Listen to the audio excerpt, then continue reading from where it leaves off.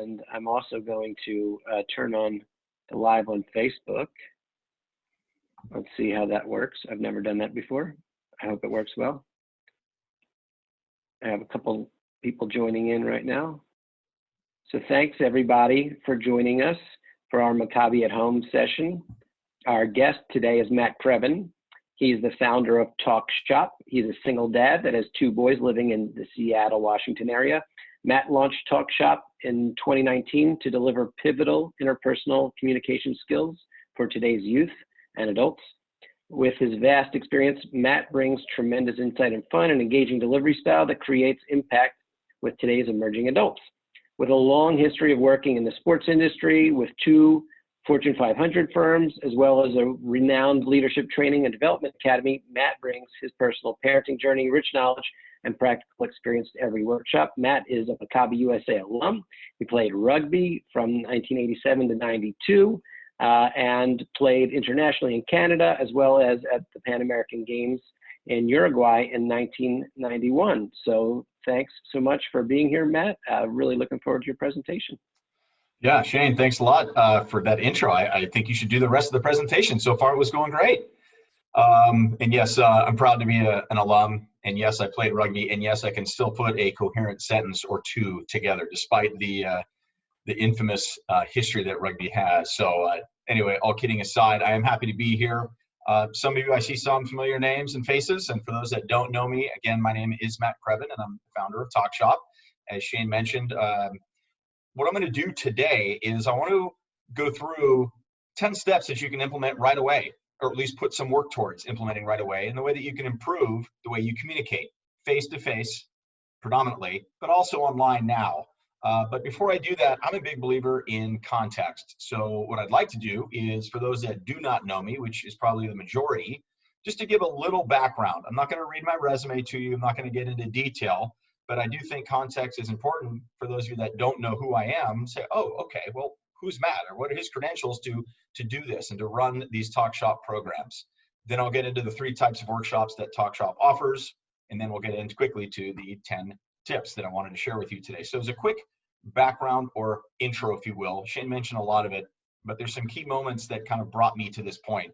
Number 1 is my first job right out of college. I was thrust into an NFL locker room as an unpaid public relations intern. For those of you that are not fans of the 49ers, don't hang up. Don't click end meeting. The 49ers is not what this is about. What it is about was quickly the lesson that was put on me as to the ability to clearly and confidently communicate with a wide variety of people right out of the chute. As a young college grad, was just, again, put on my plate. And I didn't know what to do exactly. And I got some tips and pointers and some guidance from some people that helped. And it has carried me through 27 years and counting those lessons. And one quick story for those that may be familiar with a guy named Joe Montana. If you don't, Google him or YouTube him, you'll find out who he is or was. But I was put in a position to go and work with him on one specific day on his media obligations. And it was so quick and so firm. The ability to stay calm, be clear, and communicate clearly and confidently with a wide variety of people. That was lesson number 1. Then, as Shane mentioned, the corporate background that I have working with Microsoft and FedEx, it's not about those 2 companies, just like it wasn't about the 49ers. It was about what I learned there, the ability to deliver it to a wide variety of audience, be clear, be confident, have a call to action if I need to, but also I implemented how important it is to listen, to pause, to take some feedback. Those are all big elements of having a conversation with someone, is listening. And then again, the background that I had with Franklin Covey in the training and development world kind of brought a lot of this into a nice firm package for me. And Shane mentioned I'm a single dad. I've got 2 boys. They are my case studies. They both communicate very, very differently. My goal as a parent has always been to help them communicate more effectively to their outside world. I'm always going to, quote unquote, get them. But for them to put themselves out and know how to communicate effectively in a variety of settings, that's always been my goal. And yes, I've done the volunteer youth sports coaching, and I've done some voice mentoring, not voice as in using your voice, but a volunteer program where it's a mentor-mentee program with high school students. All of that is kind of what's brought me to Talk Shop. So it's real, it's practical, real-world business experience, the sports industry experience. And by the way, for those that are sports fans, which perhaps are all of you, since this is what the platform is, I still do maintain my role with the 49ers. I'm the stadium press box public address announcer for 20 years out of the last 27 having been with the team. So all of that being said, that's kind of what brought me to Talk Shop, is I believe that there's a huge level of apprehension with today's youth in order for kids to communicate clearly in person and to have impact. They're all very well versed on technology, which is fantastic. Technology is not going away. What Talk Shop's platform is it's not anti-technology, but it's about teaching and developing some habits of why it's important to have some phone calls or to have some face-to-face conversations, not just rely on technology as the way you communicate. All of that being said, we're in this very interesting time and space. So I think this is probably more timely than ever, where those that are parents of teenage kids and those that aren't, I think we can all agree that let's get some time and have it be productively used to hone some key skills. So what I want to do today is get into some top 10 ways that you can improve the way you communicate right now. Before I start, does everyone have something to write on or with? And if you don't, you can do that as I speak. But I am going to ask you to take a quick note for yourself throughout, if you want to. And at the end, I'm going to actually have a call to action. I want to actually write something down. And then Shane will be able to pass out later on in an email as a follow-up, a PDF file, so you can have it as a resource. So number one is listening. This is the top way you can improve the way you communicate. And here's a visual for those that want a visual. Big ears, small mouth. What does that mean? It means talk less. It means listen more. Any way you want to slice it, listening is a very, very pivotal skill in order to have an effective conversation. We all live in a attention span issued world. Anyone want to take a guess? This is my first engagement. Anyone want to take a guess and write in the chat, and Shane will let me know. Anyone want to take a guess at what the average attention span is of most adults? Anyone want to take a shot? I don't want to spend a lot of time here, but I'll have Shane read off a couple. What do you think is the average attention span of most adults? Shane, I'll have you help me and see if there's anyone that's chiming in with their ideas or their thoughts. All right, we're getting a bunch of answers. Mackenzie says 30 minutes. Okay. Tamar says for millennials, it's like 4 seconds or less than a goldfish. David says 5 minutes. Amy says 30 minutes. Steve says 2 minutes. Jake says 10 minutes. Robert says 1 minute. Whoever said the goldfish must have heard me speak before. The average attention span that we're all dealing with is around 9 seconds. Now, I didn't come up with that research, and I also did not come up with the research of that's the same as a goldfish, but I do want to meet that guy at a happy hour sometime because that's some fascinating research. The bottom line is we are dealing with attention spans that are very, very small. We all want to talk, but it's hard to listen because it takes patience, and we don't have it, most of us. We all want to just put out our agenda, get our thoughts out, perhaps even interrupt. Dare I go political with that frame, but I'm not going to. Listening is really, really pivotal. Talking's the easy part because we're sharing what we already know. Listening is harder because, again, it takes some patience. We don't have the attention span for it. But be careful. If you listen, you might actually just learn something from someone. So tip number one, go into every conversation with the idea of, I want to just take one thing away that I haven't learned yet or that I don't know about this person or about this topic. Listen more, talk less. All right, number two, know your audience. I want to say some of these are going to be, hey, that goes without saying. Well, yeah, great. It's not rocket science, what I'm going to go through, but maybe it's reinforcing some areas that you already know of. But again, it's knowing your audience. I always go with the 3 laws of comedy. Know your audience, timing, and delivery. When it comes to knowing your audience, if I'm talking with someone here that I know and I've got a deep, long friendship with, yeah, I can speak in maybe some slang or some lingo that I get, that they're going to get. The verbiage will change. But should you talk that way with someone that you don't know? Of course not. You want to talk the same way you text? No, of course not. So you want to know your audience and you want to have some timing, then you'll know, is this the right time to deliver this type of topic, whatever it might be. I can share you this. I will tell you that if you need to have a hard conversation with someone or a conversation where you're feeling agitated, emotional, or just a bit upset about, please don't text. Just save yourself the drama. Don't text. Pick up the phone or actually meet that person because that will allow the two-way natural flow of a conversation. So a sidebar, But that's what comes with knowing your audience before you have the right time to deliver your message. Another key that I wanted to talk about is body language. Today's a perfect example. If you see me with my arms clenched or, a hand on my chin, those are just subtle areas, but something to pay attention to when you do meet with someone. It shows a lot about who you are. So body language is important. You can tune someone in, really engage them, or you can also turn someone off by just the way you're looking. You could have a frown on your face and you may not know it. You could have your arms crossed and you may not know it. Your eyes could be fluttering all over the room and you may not know it. But those are all really key signals. Another example of that is if you're interviewing with someone and they see you're not locked in and dialed into them, could be an issue. So something to think about. So when we talk about body language, I want to say check and double check. This is number 4. Here's what I mean by check and double check. This kind of relates to the electronic world that we're living in, the way we prefer to communicate. And I'm going to go on a whim that most of us would probably, or kids specifically, are going to dash out an Insta or a Snapchat or something quickly online, whatever the latest and greatest platform is. Adults, maybe we just want to quickly dash off an email so we can get on to something else. But what we're not doing, stereotypically, is we're not checking, and we're not even double checking. So here's my guidance on something along those lines is if you have an email that you're going to send, or if it's a text that you're rushing because you got to get to something else, but I got to respond to that person, go ahead and tap it away, meaning type your message, get your text all sent out, but then leave it. Don't hit send.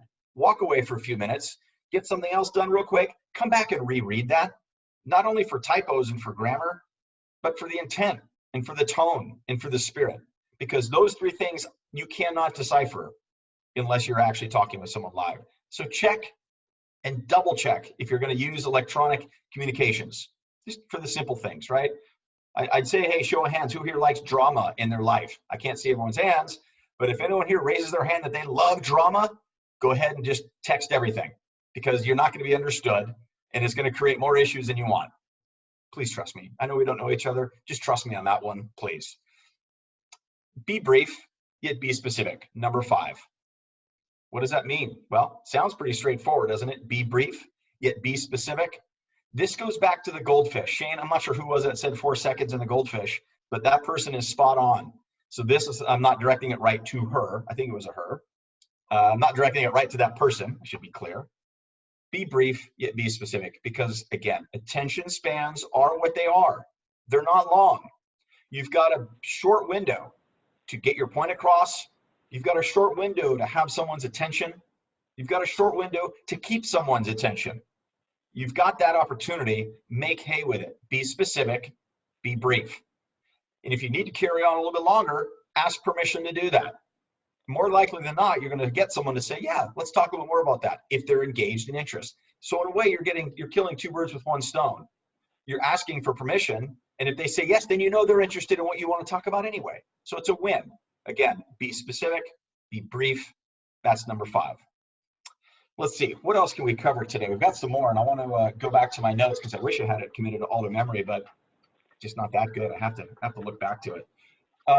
The other one I wanted to mention, and we're at number 7 for those, or 6 rather, for those that are keeping score at home, is when you have a networking meeting, or you're in an interview, or you're just in a brainstorming meeting. If you have a good memory, great, good for you. A lot of us don't. Write it down. It's okay to bring a portfolio, a business notebook, something to write something down on. Take notes. That way you'll have something that you can reference if you want to email that person, you want to thank them for something very specific. If you just write down Baltimore, should jog your memory. It was something that you had in that conversation with that person about Baltimore. Write it down and write it down again. So it's okay to bring a notebook in. I work with my one-on-one coaching clients, and they say, yeah, can I take notes during an interview? I say, absolutely. Unless you think your memory is just that good, which it might be, nothing wrong with having a backup. So write it down. All right, I think that puts us to number 7. Pick up the phone. And what I'd really like to say is get face-to-face. But in this day, picking up the phone is not a bad thing. The phone rings. It's almost like getting a piece of mail in your mailbox. It's unusual. So you're creating not only not a surprise, but a pleasant surprise. But the reason I say pick up the phone, it comes back to a point that I made earlier of if you're angry or emotional or maybe just agitated or upset about something, the last thing you should do is actually send an email or a text. What you want to do is get face-to-face, or in this case, pick up the phone. If you want to run an idea past someone, that way you can take notes, pick up the phone. If you're angry or upset about something, about maybe something happened in a meeting, pick up the phone. Because you know what? That also allows for the feedback of the other person. Then you can clear the air if need be. It's the same thing if you're face-to-face, but have the boldness to have that conversation with someone. If it's an easy topic, great, then it's easy. If it's a hard conversation, please pick up the phone or get face-to-face with that person. I think it was number 7. We're at number 8. Think before you speak. Kind of goes back in a way to the 3 laws of comedy I mentioned earlier about know your audience, timing, and delivery. Again, it goes back to patience or impatience, if you will, but think before you speak. This is the verbal way of writing your message, getting your text all sent, but then don't hit send, go away and come back and look at it. This is the same version of that model, but doing it verbally. Sometimes you just want to think before you speak. Sometimes it's cute and charming when kids don't have a filter. They'll say the darndest things, right? But as adults, I think we need to learn the skill of sometimes just, is this the right time to bring up this topic? This person's already angry about something else.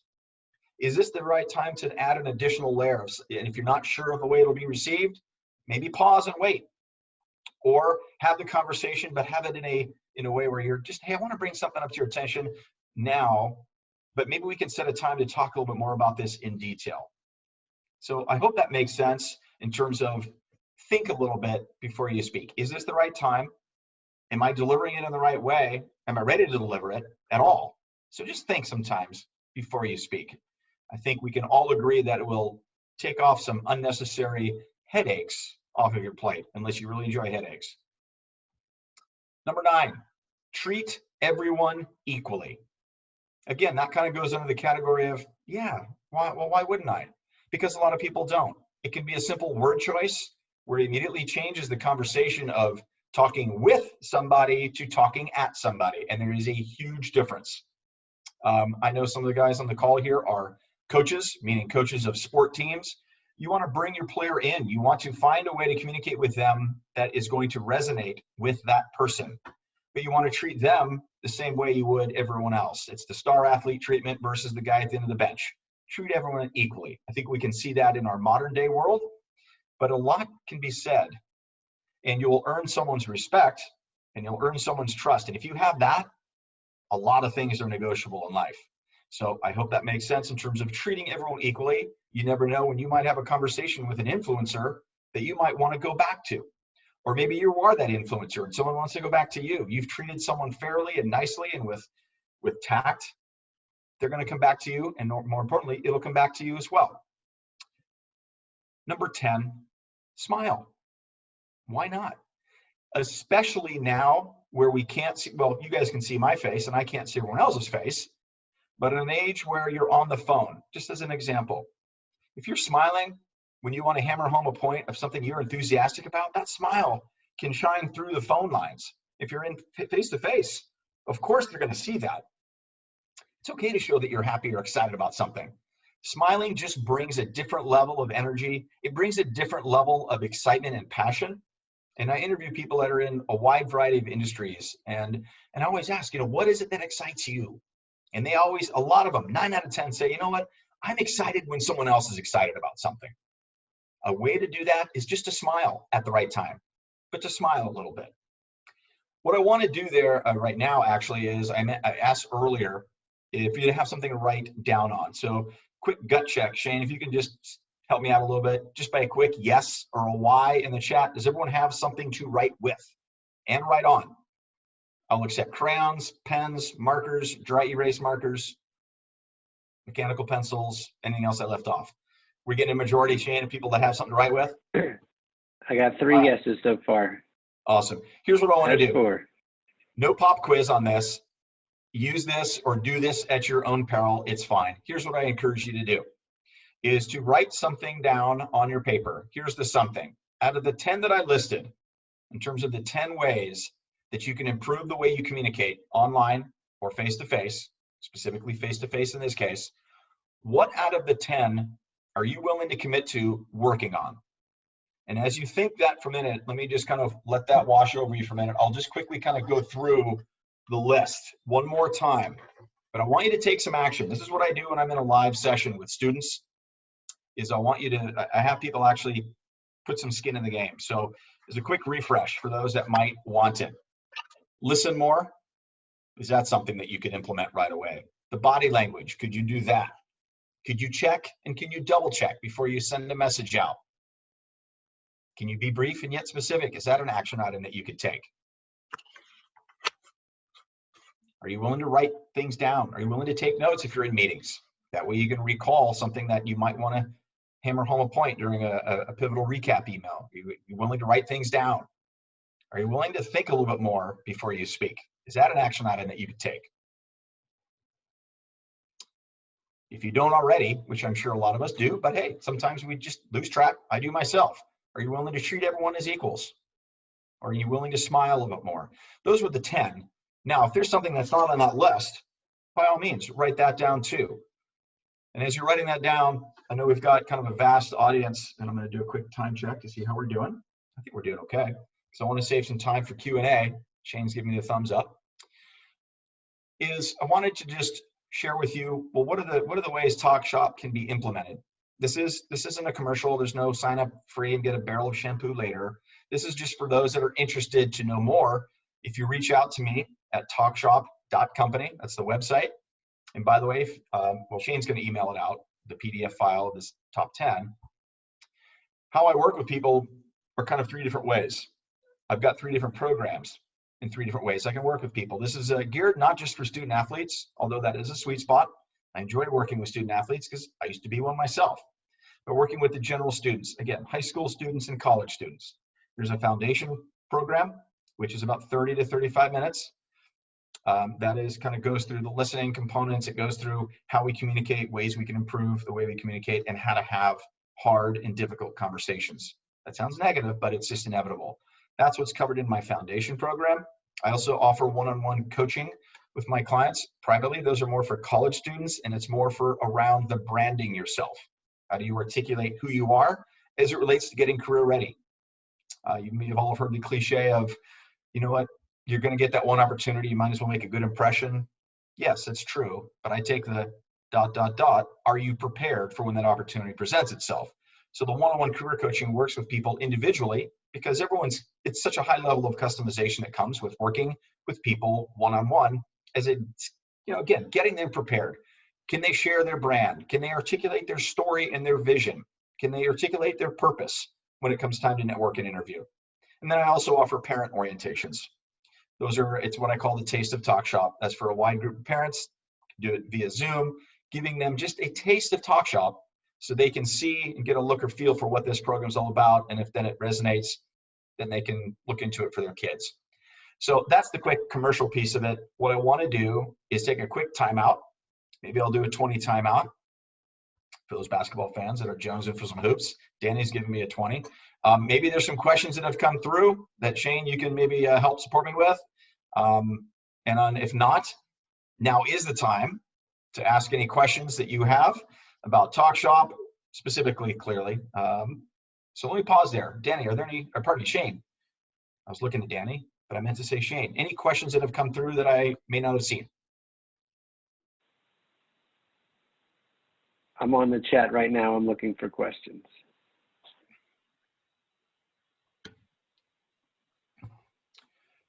I said, let's give it a second.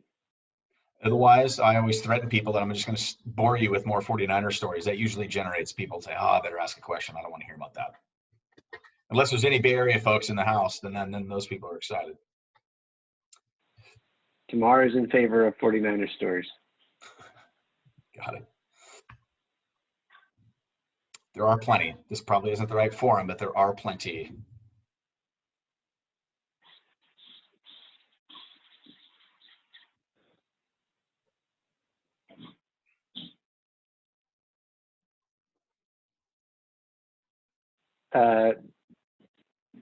Gene wants to know, how do you convince a team that they need this?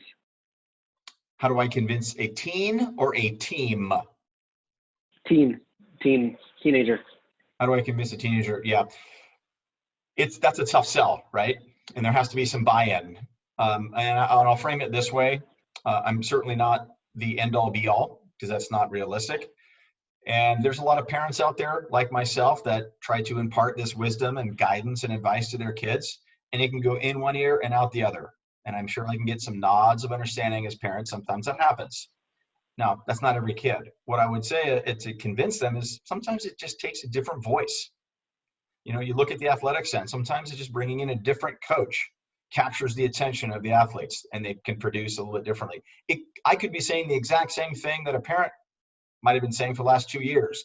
Sometimes just a different voice, someone that's not their parent or their coach can come in and be an influencer in their life in a very small yet pivotal way. I'd say that would be my most direct answer if that seems to be on spot or on point rather. It's a tough way to convince, look, if you convincing someone to do anything, if they're not halfway bought in, that's a tough one. It's probably not where they're going to go into a workshop with me, half not interested, but I'll take that kid that's half not interested. I will turn them around. That's the confidence I have in what I do because I engage. This is a little more one-sided where I'm just doing most of the talking, but in a workshop setting, it's highly collaborative. It's highly interactive where the actual participants are doing more talking and that's where the learning occurs in my workshop.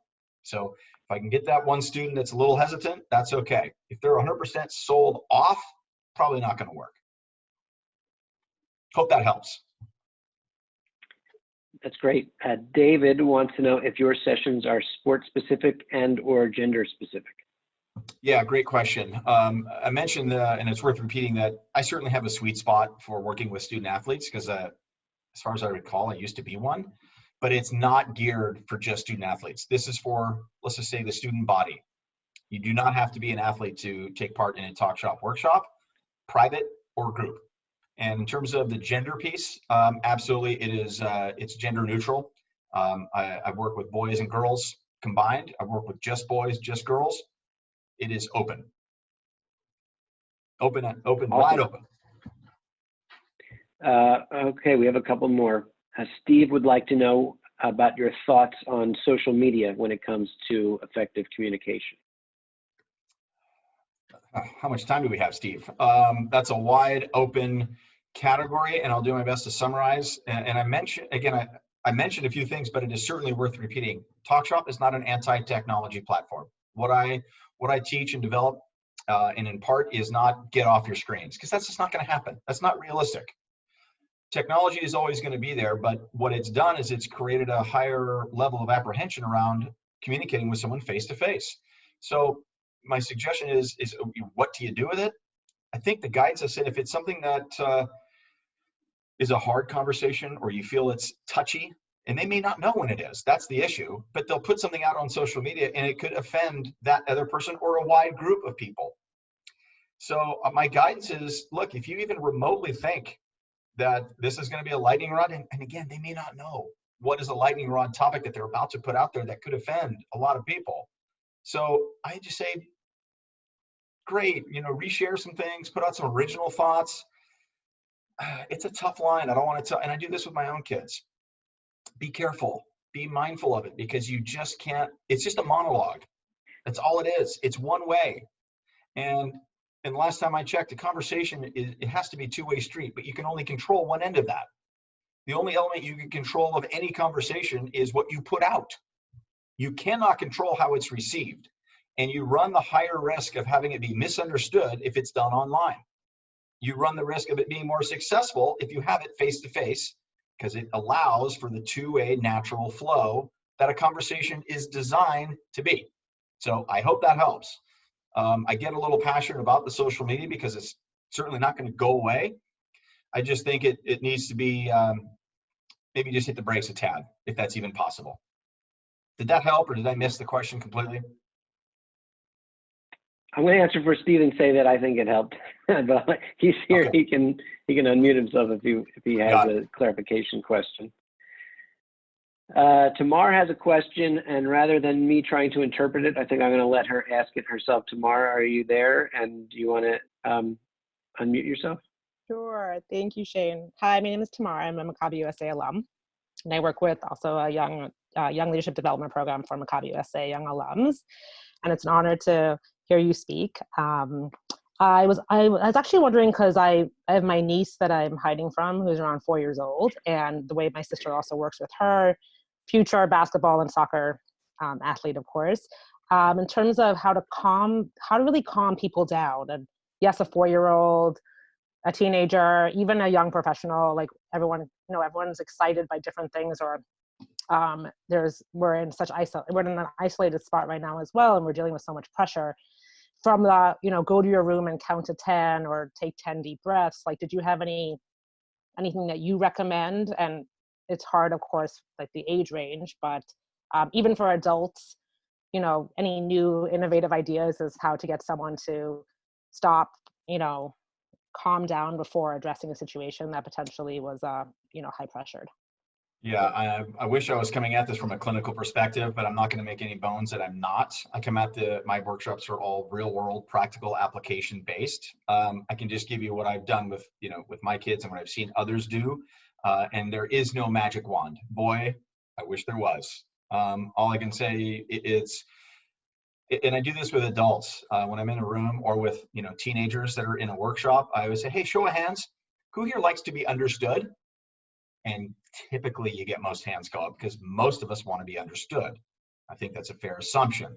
In this case, we're dealing with the age range. I mean, and please know, I'm not an expert at this element that gets into child psychology, which I am not. But I think if you use the premise of we all want to be understood and I want to understand you, but I think it might be best if we wait until both of us, don't point fingers or saying until you are ready. Just say, I think it would be much more beneficial if we both wait where we're both a little more calm, where we can have a productive conversation. And you just kind of brought yourself into that spot. It's not you. You're waiting for them to be calm, but that's the old, frontal cortex, right? If someone's upset, if there's a crying toddler, you're not going to say shh to that person. It's never going to work. They're not ready. You've got to let that breathe a little bit until they're ready to listen and until they're ready to speak. So I go with the guide of, hey, look, I want to be understood. I know that you want to be understood. How about let's do this? How about in a half hour? I think we both might be in a better spot so we can both understand each other. That's at least my first go-to as a start. I'm going to leave it at that for now because that's an easy slippery slope for me to get over my skis a little bit. But I appreciate that question. There's a lot to that. And I think it would take some thought, additional thought, and a case-by-case scenario, of course, too. Wow, that was a lot to digest, and certainly valuable for me. I have a 3.5-year-old at home, so that was great. Thank you. Johnny, hey Johnny, he asked if you work with young professionals. I'm assuming that you're going to say yes, but I'll let you elaborate. The question from John was, what was it with young professional? I'm sorry, I missed it. Do you work with young professionals? Yes. Short answer is yes. And again, that depends on what's best suited for that individual. If it's a young professional, they're in college, or a young professional that they're out of college looking to hone their skills on maybe how can they best position themselves in the market? How can they best get prepared to network with someone if they've got an opportunity to have an informational interview with someone, or if it's a real interview, they want to get prepped so they can stay calm yet confident. Those are all the keys that I work with in terms of young professionals. That was the long answer behind the yes. Terrific, thanks. I don't see any more questions in the queue. I will, I guess, put out another call if people have more questions. And while you're thinking of them, I just want to take a moment to plug our upcoming Maccabi at Home event. Tomorrow at 3 o'clock Eastern, we have Life on the PGA Tour with Bruce Fleischer. And tomorrow at 8 p.m., we have a session with Ethan Zahn, who's also a Maccabi USA alum, from Survive to Thrive, all about Survivor. And then on Wednesday at 8, we have a panel conversation that's all about recruitment for high school athletes. In the current circumstances, we have a panel of coaches. I'm going to post in our chat here our Survey Monkey, so I hope that you'll take a moment to just tell us what you thought about this session. I'm sure it'll be helpful for Matt as well. And I want to say a big thank you to Matt for volunteering his time, sharing some of his wisdom. I'm going to send a follow-up email to everybody, which will let you know how you can get a hold of Matt, as well as the cheat sheet that he created. And any parting words or last-minute questions for Matt? I have one parting word, but I want to make sure everyone else, if they do first, before I just add one last thing, Shane, if that's all right with you. I'm not sure if there's any other parting words from anyone else. If not, then I'll just jump in. I was just going to encourage you, those that are on Facebook, to take a look at the Talk Shop. It's called Talk Shop USA, and you'll see the 3 dots. You'll see the logo. The reason I'm going to ask you to do this, I just launched a new interview series, which I have got, my own insight that I bring to the table and my own value that I bring. But what I'm doing is I'm also starting this new interview series, and I'm posting those on my Talk Shop Facebook page. And I'm bringing in industry insiders from a cross section, not just sports, and they're sharing their insight, their guidance to the young adults as it relates to how important face-to-face communications are. So you get to hear it from some others as well. So I encourage you to check out the Facebook Talk Shop Facebook page, and maybe you'll want to put that out, Shane. Again, shameless plug, sure, but it's value. It's additional value that I'm bringing to the table if you want to check out some videos that I'm posting about once a week. Awesome. I have a question. Okay, this is from Daniel. Daniel is our shaliach. He's an Israeli that's living here in the States. So he says, as a foreigner, he's often referred to as aggressive, pushy, or impolite. No, Daniel, that's just you. I'm kidding. So what he says is, any specific tips, cultural tips for communicating with Americans, because Israelis have a tendency to be very direct, and American, I guess, culture is, we're a little bit more polite. Great question. My quick, just initial gut reaction is, if it's a meeting that is planned in advance, I would say do a little due diligence to find out about that person, whether online or maybe find out through a mutual connection you have. Find out a little bit about that person as it relates to what's their personality. Are they a little more quiet? Are they a little more aggressive? Are they assertive? Are they type A? Whatever you can find out about that person, that will in turn help you out in terms of, hey, what's the best communication style I should have with that person? So again, that kind of gets into the 3 rules of comedy. I wish I was a comic, or I enjoy comedy, I should say that, but that's into know your audience, of the know your audience, timing and delivery, but know your audience. Do a little research to find out a little more, or as much as you can, about that person. Because if it's your inherent style and your culture to just be assertive and aggressive, you don't want to change who you are and be disingenuous to someone else. But at the same time, maybe you can modify a little bit and peel back just a little bit if you know that person is a little more passive, a little more quiet. So maybe you just kind of get a feel for it by doing some research first. Now, if it's just on the fly and you're having a conversation and you had no time to prep, then you know what? Then you just have to be open eyes and open ears on the spot and just quickly, make that gut call, if you will, or the audible, as I like to call it in football parlance, of just, hey, is my style going to work right now? Is the way I typically, maybe I need to temper it. And you just need to adjust on the fly if it's in that situation. So that's a great question, which definitely requires a little more time to put into it. But those are my initial quick, at a glance reactions to it. Daniel's put forth so much effort in adjusting to his American colleagues that when he goes back to Israel soon, he's going to get eaten up. Everybody's going to think he's soft. I doubt that to be the case. I don't know you personally, but if you want to call that putting on your communication training wheels while you're here in the States, fine. Those will go right off when you go back home. Trust me, that stuff is not, you're not going to lose that. People don't lose, what's the expression? Tigers don't lose their stripes. You'll be fine. That's great. That's good advice. Okay. Tamara said she had trouble finding your Facebook page. Can you repeat it, or maybe? Yeah, I'll do my best. It's Talk Shop, and then just put the letters USA, and then you should see the logo. And I'm sorry, Shane, I'm not sure if there was a logo page or anything that they're seeing that I'm not, but Talk Shop USA, and you'll see a caption bubble with 3 ellipses in it.